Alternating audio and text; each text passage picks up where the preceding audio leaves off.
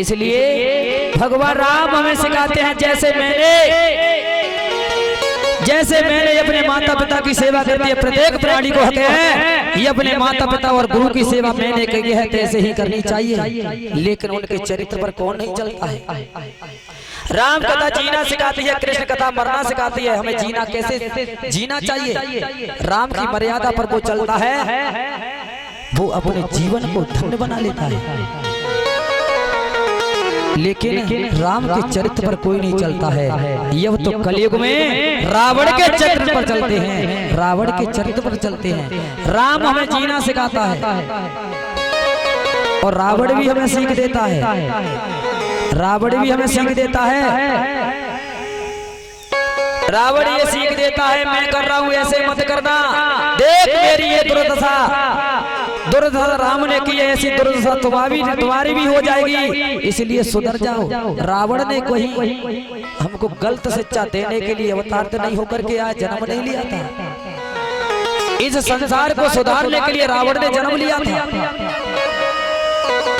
क्योंकि रावण कोई और नहीं था, भगवान विष्णु का पार्षद थे, पार्षद था विष्णु भगवान का। इसलिए वो तो सनकादिक ऋषि के श्राप के खातिर उन्होंने राक्षस होने का श्राप मिला था, इसलिए उनका उद्धार करने के लिए मेरे पार परमेश्वर को अवतारित होकर के आना पड़ा था। इधर में श्री सुखदेव जी कहते ही राजन परिचित नाना प्रकार से, इधर में वशिष्ठ जी महाराज के यहाँ विद्या अध्ययन हो करते हैं। इधर में एक दिन की बात है, धीरे धीरे बड़े हुए हैं। एक दिन ऋषि विश्वामित्र जी महाराज यज्ञ कर रहे थे और उस जंगल में नाना प्रकार से स्वभाव और मारीच और ताड़का नाम की एक राक्षसनी थी, और उस विश्वामित्र जी को यज्ञ नहीं करने देती, यज्ञ को विध्वंस कर देती थी। इसलिए एक दिन जैसे ही विश्वामित्र जी ने कहा मैं यज्ञ करता हूँ, ये राक्षस लोग विध्वंस कर देते हैं, अब क्या करना चाहिए, मुझे क्या नहीं करना चाहिए। ये तो महाराज दशरथ के यहाँ चार पुत्र हुए हैं और मैं पुत्रों को मांग करके लाता हूँ, शायद वो हमारे यज्ञ की रक्षा कर सके। इधर में विश्वामित्र जी महाराजा दशरथ के पास जाते हैं और इधर में गादी के पुत्र विश्वामित्र जी, इधर में उनके मन में चिंता आती है, ये राक्षस लोग हमारे यज्ञ को विध्वंस कर देते हैं। इधर में श्री सुखदेव जी कहते ही राजन परिचित विश्वामित्र जी महाराज राजा महाराज दशरथ के पास जाते हैं। कहते हैं दशरथ मैं ये आस लेकर के आया हूँ। तब का महाराज आसन ग्रहण करिए। तब का महाराज मैं आसन जब ग्रहण करूंगा, मेरी एक आस लेकर के आए हूँ, आस को पूर्ण करना है। तब दशरथ जी महाराज कहते हैं महाराज वो क्या आस है बताइए। तब विश्वामित्र कहते हैं कि महाराज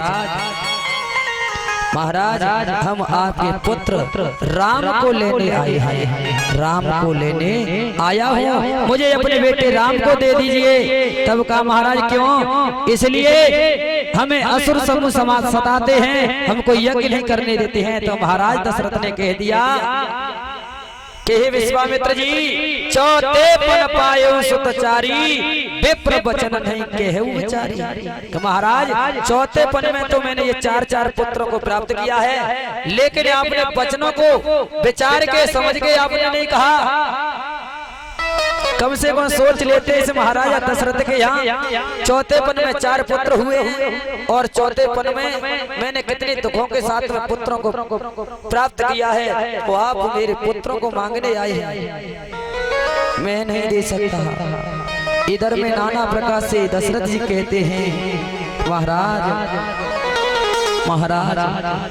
मेरी बात सुनिए, आप जो मांग रहे हो। इधर में दशरथ जी महाराज कहते हैं चारों सुत मोय प्राण के नाही, राम देत ना बनहि गोसाई।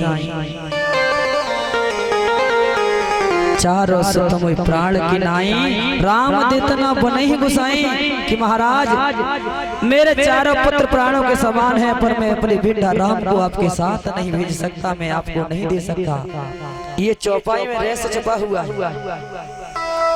इस चौपाई में रहस्य छुपा हुआ है, क्योंकि ये राम महाराजा दशरथ के यह जन्म जरूर लिया है, लेकिन ये उन्होंने ये राम है ना, ये जटाऊ के पुत्र हैं। जटाऊ को इन्होंने गोद दे दिया था, क्योंकि एक दिन जटाऊ ने दशरथ जी महाराज के प्राण बचाए थे, और जब इनको होश आया था तब जटाऊ से कहा, हे जटाऊ मांग लीजिए। तब जटाऊ ने कहा, महाराज क्या मांगू, मैं तो वन का पंछी हूँ, नहीं मांग जटाऊ। उसी समय जटाऊ से दशरथ से मित्रता हो जाती है।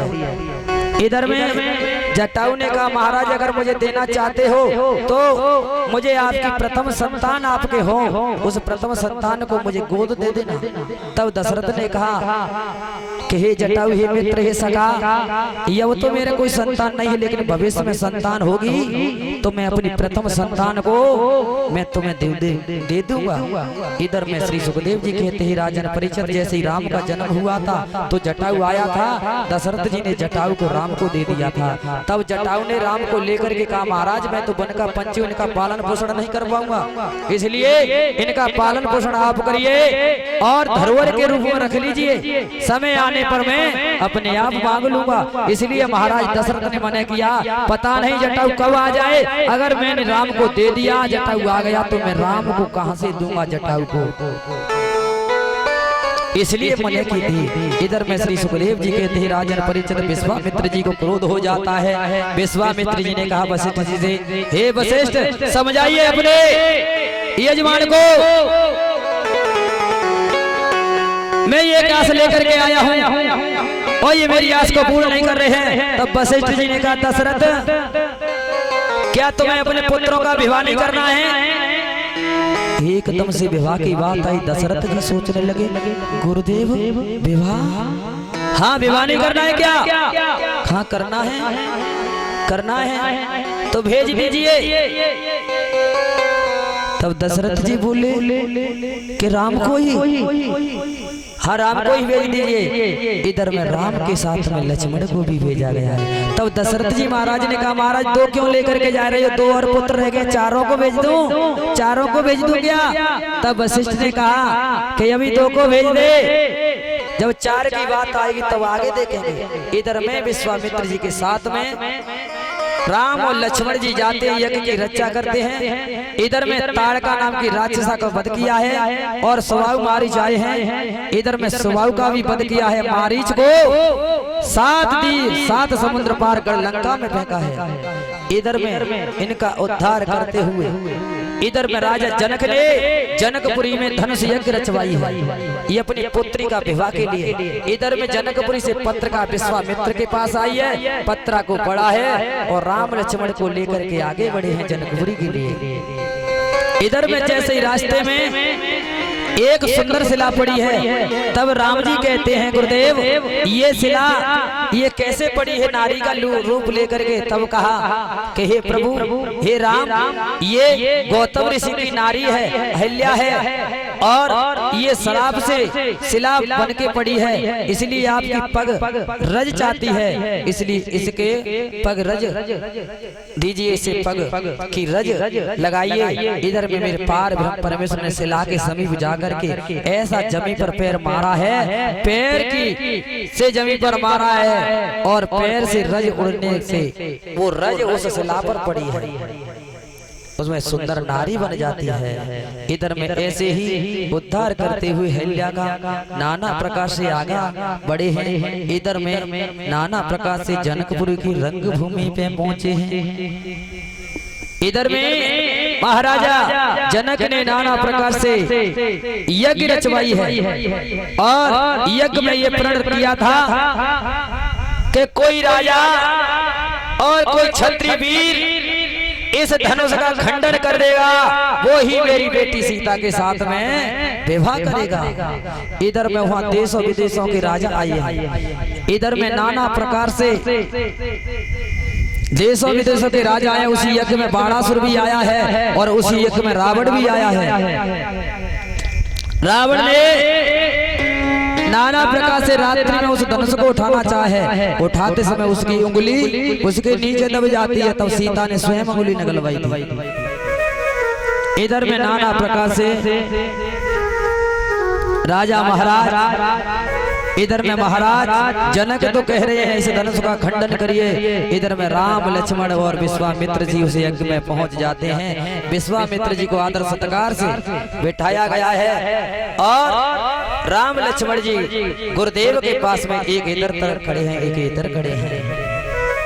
इधर में श्री सुखदेव जी कहते हैं राजन परिषद नाना प्रकार से यज्ञ में जो धनुष था उसका खंडन करने के लिए अपने अपने स्थान से राजा उठते हैं, लेकिन कोई उठा नहीं पा रहा है, उसका खंडन कर नहीं कर पा रहा है। तब राजा जनक को क्रोध आया कि महाराज इनमें कोई छत्री नहीं है, कोई वीर नहीं है, इस धनुष का कोई खंडन नहीं कर पाया। ये तो मेरे से ही गलती हो गई, मैंने प्रण कर लिया। मैंने सोचा था इसके योग इस धनुष का जो खंडन करेगा उसी का, इसी धनुष के साथ अपनी बेटी का विवाह उसी के साथ में कर दूंगा। लेकिन मुझे क्या पता था एक दिन मेरी बेटी ने इस धनुष को एक ही कर से उठा के दूसरी जगह रख दिया था।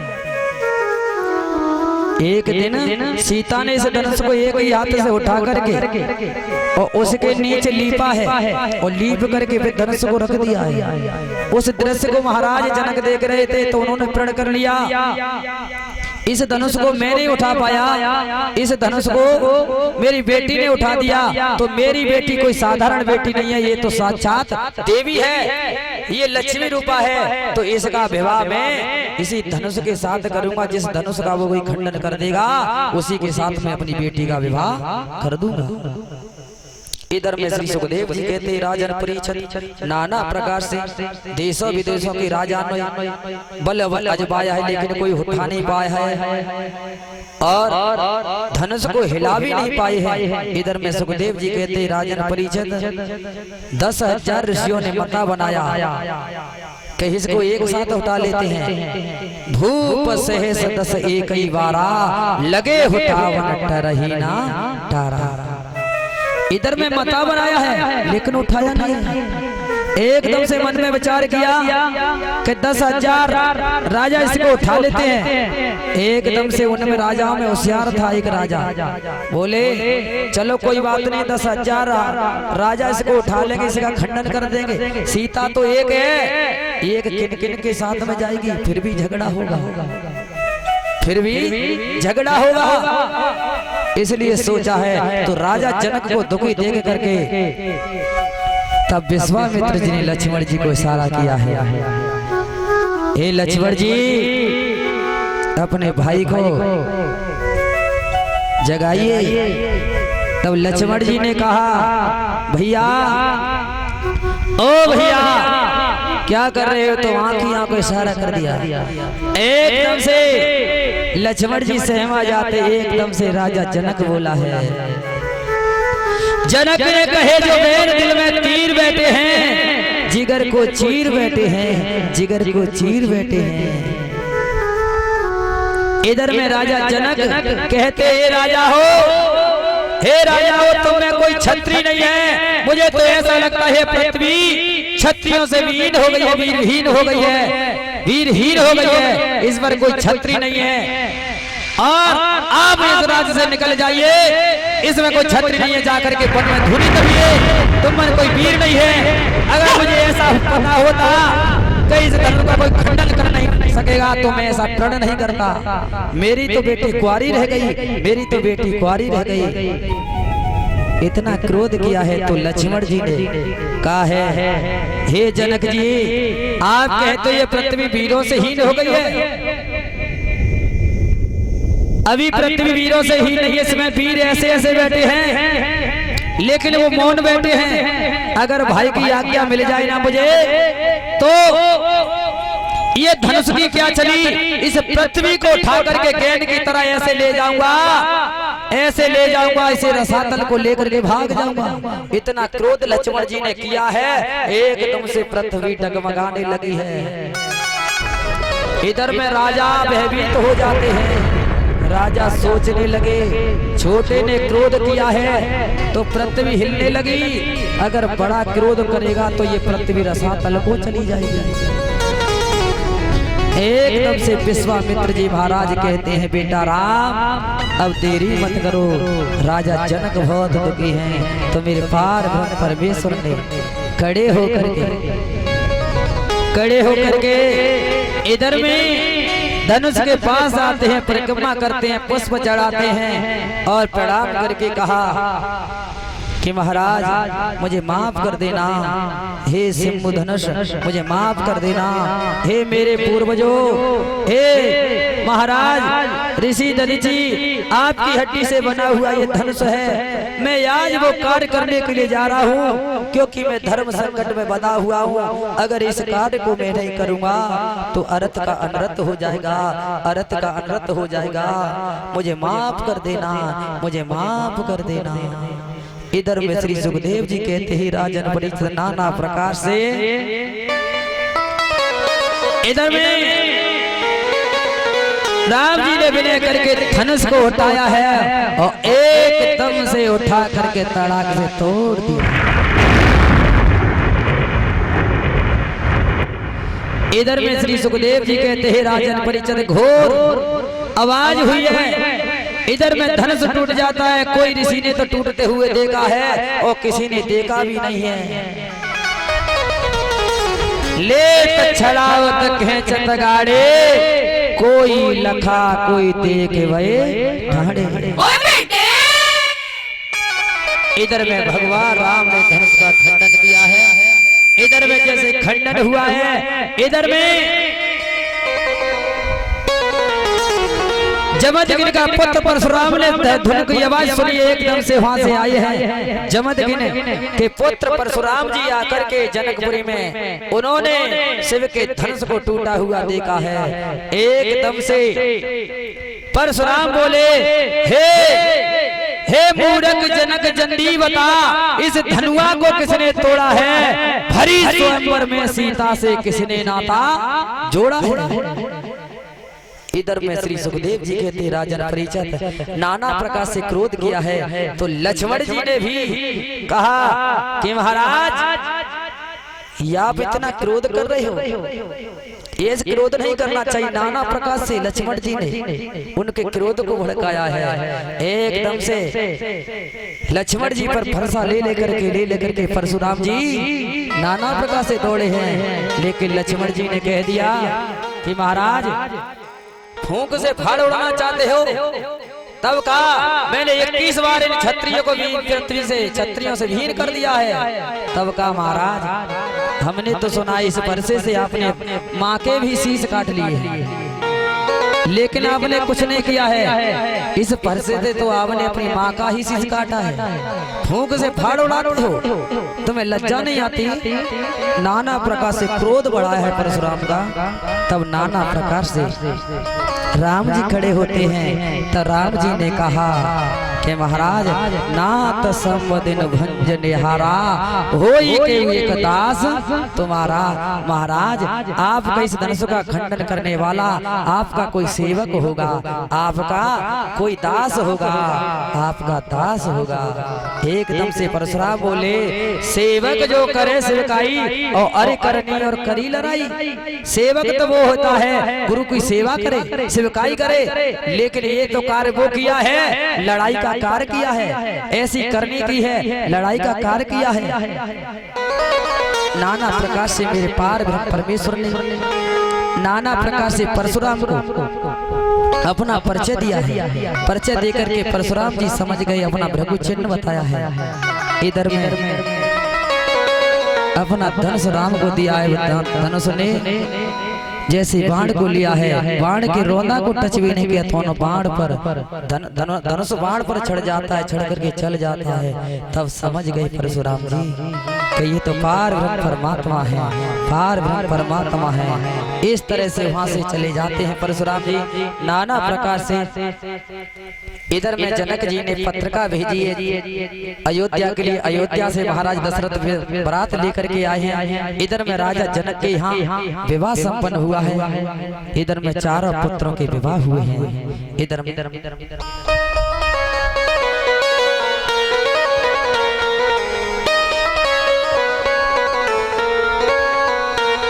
इधर में श्री सुखदेव जी कहते ही राजन परीक्षित नाना प्रकार से वरात इधर में विवाह हो जाते हैं और विवाह होकर के इधर में महाराजा जनक ने मैया सुनैना ने जिस घर से चार चार बेटी एकदम निकले तो समझने ला वो घर सुनना सुनना हो जाता है। अब तो महाराजा जनक का हृदय पिघलने लगा है। मैया सुनैना रोने लगती है। नाना प्रकार से विदा किया है और धर्म सिखाए है अपनी बेटियों को। एकदम से जैसे बारात लौट करके अयोध्या में आती है। अयोध्या में आकर के महाराजा दशरथ ने कैकेयी और सुमित्रा कौशल्या से कहा, हे कौशल्या, हे कैकेयी, हे सुमित्रा, ये किसी की बेटियां, इनको बेटी समझना और इनको गैर मत समझ लेना। वधू लड़कनी पर अगर आई राख उन्हें न पलकनी नाई। जैसे नेत्रों की रक्षा पलक करते हैं ऐसे ही ये किसी की बेटियां हैं, ऐसे ही इनकी रक्षा करनी है। तुमको तीनों को रक्षा करनी है। इधर में नाना प्रकार से कौशल्या सुमित्रा कैकेयी ने कहा, स्वामी आपकी आज्ञा है। नाना प्रकार से इधर में श्री